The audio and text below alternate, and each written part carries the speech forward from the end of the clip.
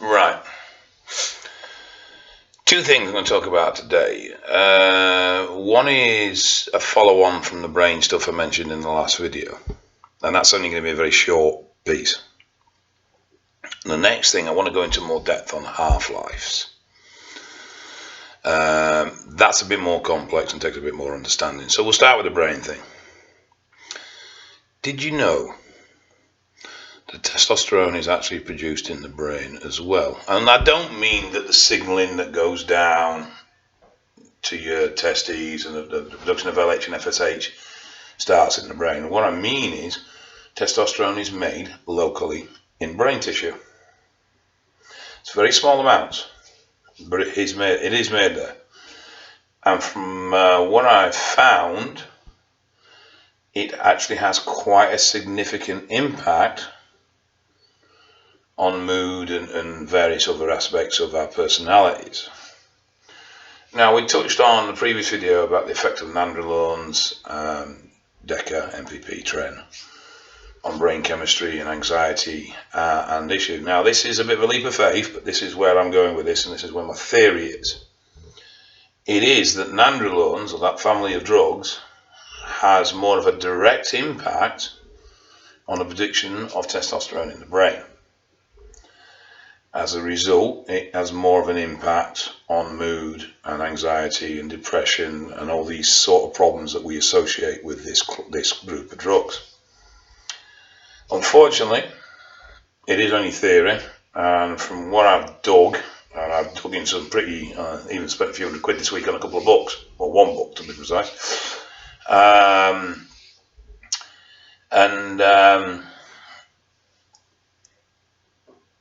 can't find anything concrete, but I can find pieces of different studies that hint at this or suggest that there is something of this nature going on. We do have some rat studies about dopamine receptor antagonists and all this sort of stuff, but the understanding of how testosterone in the brain, that's produced locally in the brain, affects our personalities, well, there isn't really any. We just know it does. We don't know what the mechanisms are yet, and we're not quite sure how it all works. Incidentally, when I've been looking into this, I've been looking through the production of testosterone from beginning to end in detail. So, pregnenolone, progesterone, and how those hormones are converted to testosterone. And what I did notice, and I don't know how much of a significant effect this would have in PCT, but IGF-1 can play quite a large role in the production of testosterone, and I'm beginning to wonder if it may be worth looking at doing some testing with IGF-1 in PCT. Not sure, but it does play a direct role in production. So it's definitely something. I'm going to speak to Dr. Scally and see if he's can shed any more on it, because he's probably got a little bit more in this end of things than I have. But I think it's definitely worth considering. Anyway, main thing of this video is half-lives. Now, we're all pretty familiar with the half-lives of drugs. You know, I mean, we know that, you know, an acetate's about 3 days, propionate 2 days. Obviously, suspension is a matter of hours.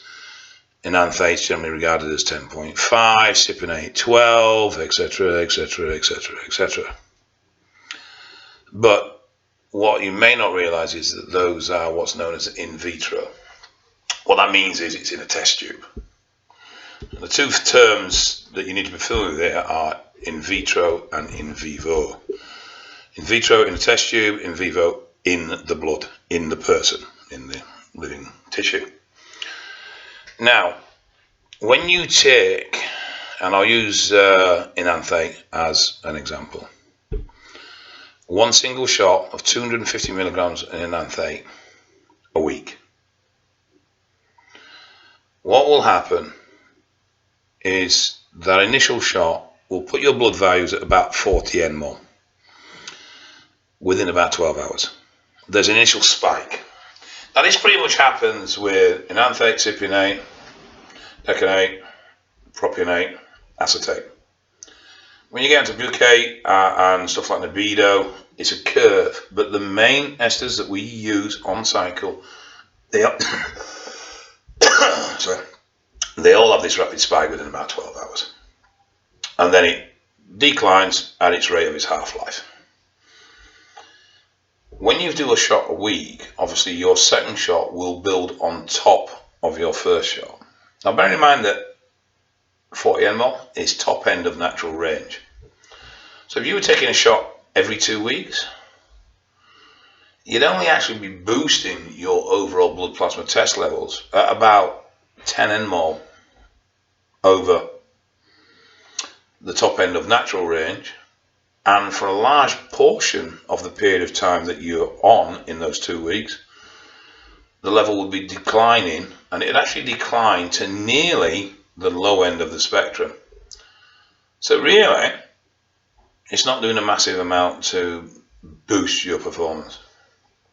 Now if you took a shot every week, then you're going to gross total somewhere around 70 by the second week, and then by the third week, fourth week, you're going to be topping out about 80 nmol a week. It takes about 4 weeks for your blood levels to stabilise, and that's based on 1 shot a week. In between that, every 7 days, your level's going to drop by about 30, 32, 10.5 day half-life. However, once you reach that 4-week level where you get to a sustained level, what happens is the body's clearance rate speeds up, and the half-life actually starts to become 4.5 days. Your body stabilizes the level of hormone, and starts to clear it at a faster rate. You've got to remember, all our sensors in our body are saying we don't need this. This shouldn't be here. This can also be altered by body fat levels and just your natural predisposition. We all have an enzyme that in our blood, and this is what the ester works on. It's the interaction with the enzyme and the ester, removing the ester.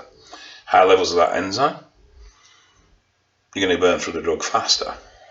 And so there is some quite variant. So to be fair, 10.5 days as a half-life, it's not even really worth bothering with. The fact is that the point you start your cycle, the rate at which that drug's half-life is at that point is going to be shorter, probably by as much as 50% by the time you get to the end of the cycle. And there's another point as well. People have often said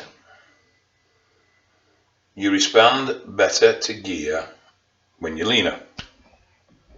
Now this has quite often been explained away by, well, you're leaner so the results show more quickly, you can see the changes more efficiently. Then there was another round of explanations that because body fat has androgen receptors, that portions of the hormone that you're putting into your body will go into these receptors and not into the receptors on muscle tissue. But there's also another reason. High levels of body fat increase your clearance rate of the hormone. So the fatter you are, the shorter your half-life. So in my current body fat levels, my half-life for test enanthate is probably going to be about 3 days. But seriously, it can, I think, if I remember, let me check. I've got a book here. The terminal emulation half-life of enanthate is actually 4.5 days. So what that means is that when your blood plasma levels are at equilibrium, when everything's leveled out, when you're sustained at the hormone levels that you're carrying, you're going to start clearing that at about 4.5 days time. That's going to be your half-life. So it's going to be a lot quicker than you think. Now, even at a weekly dose, you're going to go, initial dose 40 nmol, probably drop down to about 25, give or take. Next spike's put you up about 70. Then you drop down to about 40. The next spike's going to stick you up at 80, 40, 80, 40, 80, 40, 80. That's on one shot, 250 mg a week. 2 shots, 250 mg a week. You're going to get the same staggered ascension. So 40, 75, 120-ish, 110, somewhere around there, 115. So these are going to be how your spikes are going to run. And then it should stabilize. Next one, I'll put you up about 160. And it should stabilize around there. But you're always going to have this trough. Now, on a 1 week shot, the bottom of the graph, the bottom of this trough after each injection, is just above your upper end for natural production. So if you want to sustain an elevated level, you need to take it more often. You don't mean you're going to have more in your system, it just means it's going to be a more sustained level, so the peaks are going to be less. So if you took it once a week, like I said, after 4 weeks you'll be peaking at 80. But if you took it half that into 2 doses of 125, you still peak at 80, but the lower value of each trough would be a lot higher because it's not burning out as much. But it would take longer to get up there as well. There's that point, so the build-up would take longer. So, bottom line, in layman's terms, inject more often if you want to keep your blood plasma stable. Not really an issue with young lads. Their bodies are used to hormones going all over the fucking place. You know, you're under 30, you know, but as you start getting the wrong side of 45, heading into 50, hormone fluctuations can have a lot bigger impact. And obviously these spikes can trigger off an increase in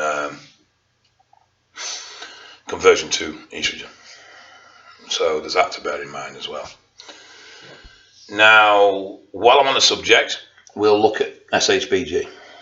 And now, as you may or may not know, SHBG, sexual human binding globule, sexual hormone binding globule, my apologies, slip of the tongue there. It binds to testosterone. It also binds to estrogen. Now, when you take Proviron has an affinity to SHBG and binds with it more freely, resulting in more free hormone, but it also results in more free estrogen. So this is worth bearing in mind, that if you're running Proviron throughout your cycle, which is not a bad idea, then it may be worth slightly increasing your estrogen management over normal. The other thing as well is as free test increases, that will actually drive SHBG levels down. Now you'd think, because of the body where the body works, that when it sends more free floating hormone, it would increase the production of SHBG, but it doesn't. Actually drives it down. It gets less. I haven't a fucking clue why before you ask. It's just one of them weird things. So this has been a bit more technical than normal, but hopefully you found it interesting. As I dig deeper, I will throw in some of these more technical little videos for those of that ilk.